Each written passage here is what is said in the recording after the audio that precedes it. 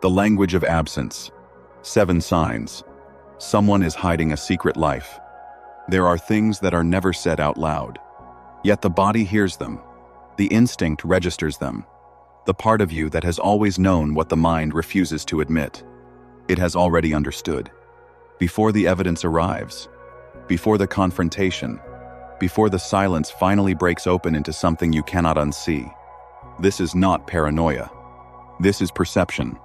And today we give it language, the warmth that disappeared. There is a particular kind of cold that has nothing to do with weather. It arrives quietly, without announcement, without a reason you can name. Where there was once genuine interest in how your day felt, in what kept you awake at night, in the small, ordinary stories that used to matter. There is now something that looks like presence, but feels like absence. The conversations grow shallow. The laughter fades at the edges. The connection that once felt effortless now feels held together by something fragile and unnamed. Psychologists call this emotional withdrawal the quiet retreat of a person who is no longer fully where they appear to be. And when you name the distance, when you simply ask what is wrong, what has changed, the response is not comfort. It is irritation, deflection, a reframing of your perception as the problem itself. But here is what that irritation is really saying. I cannot afford for you to see clearly right now. Your instinct is not broken. It is reading something real. The warmth did not vanish because nothing changed. It vanished because something did. The phone that became a secret. There was a time when a phone was just a phone, left on the table, screen facing upward, a password known between 2 people or never needed at all. And then without explanation, the phone became guarded, flipped face down the moment you enter the room, carried into spaces it never entered before. The password changed, the notifications silenced, the discomfort unmistakable when you reach for it for something innocent. And the reaction is anything but. A person with nothing to hide does not guard an object as if it contains evidence.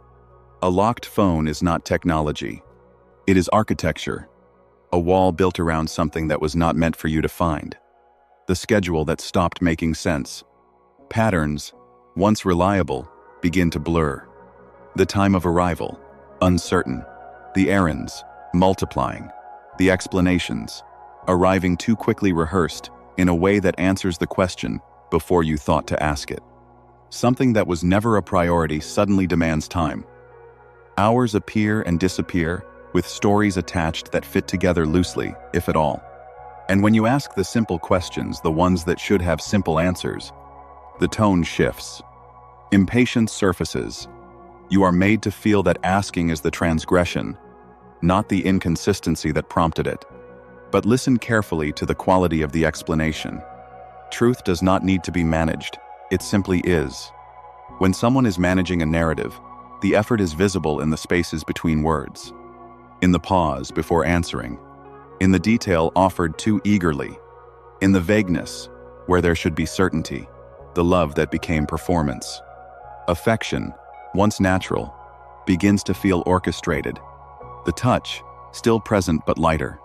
The words, still said but emptied of the weight they used to carry. The gestures arrive in strange clusters. Unexplained gifts, sudden tenderness, moments of warmth that feel designed to cover something rather than express it. And then, just as suddenly, the withdrawal, the coldness, the distance, the absence that follows, as if the performance required rest. This is not love cycling through seasons. This is guilt cycling through moods. The brief returns of sweetness are not renewal.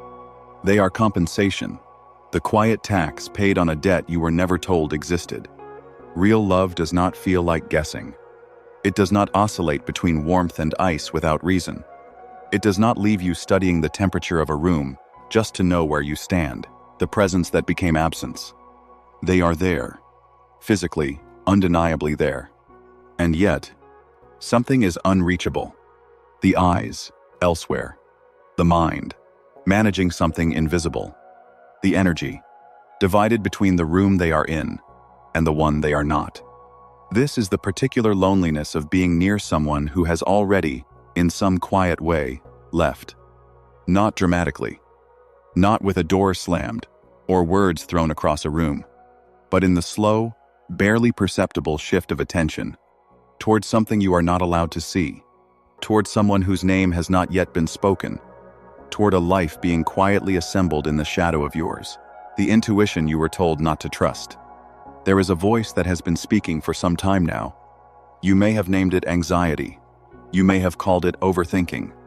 You may have accepted, when it was suggested, that it was nothing, that you were imagining things, that your perception was the problem, not what you were perceiving.